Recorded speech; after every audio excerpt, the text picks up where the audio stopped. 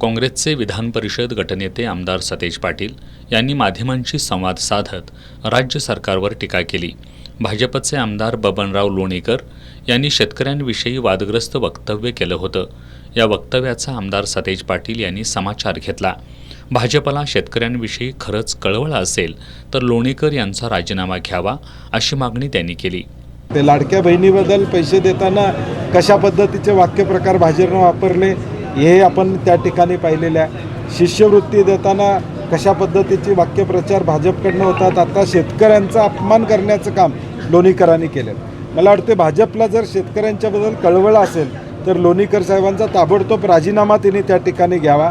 Message जाऊ दे की या महाराष्ट्रामध्ये शेतकऱ्याचा अपमान करणाऱ्याची गय केली जात नाही। भाजप जर शेतकऱ्याच्या बाजूचा असेल तर ताबडतोब त्यांनी त्यांचा राजीनामा घ्यावा। शक्तीपीठ महामार्गाला विरोध करण्यासाठी 1 जुलैला राज्यभर चक्काजाम आंदोलन करणार असल्याचं त्यांनी सांगितलं। 2 दिवसात माजी खासदार राजू शेट्टी, धाराशिवचे आमदार कैलास पाटील, खासदार ओमराजे निंबाळकर यांच्यासोबत शरद पवार यांची भेट घेऊन हा शक्तीपीठ कसा लादला जात आहे ही वस्तुस्थिती त्यांच्यासमोर मांडणार असल्याचं त्यांनी सांगितलं।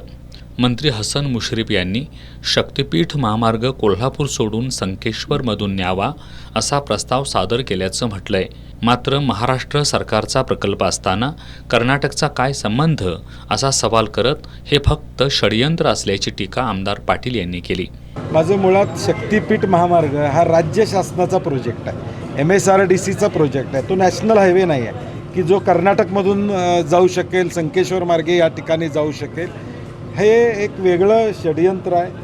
3 टप्प्याचा मी म्हणलं तसं टर्म्स ऑफ रेफरन्सेस झालेले आहेत। 4था टप्पा जो आहे तो 4थ्या टप्प्याचे झाले नसल्यामुळे 3 टप्पे पूर्ण करायचे आणि मग कोल्हापूरकरांना दाबून न्यायचं हा या प्रकल्पाच्या मागचा हेतू आहे। कारण की कर्नाटकमध्ये जायचं असेल तर कर्नाटक सरकारची परवानगी लागेल। हा प्रोजेक्ट राज्याचा आहे।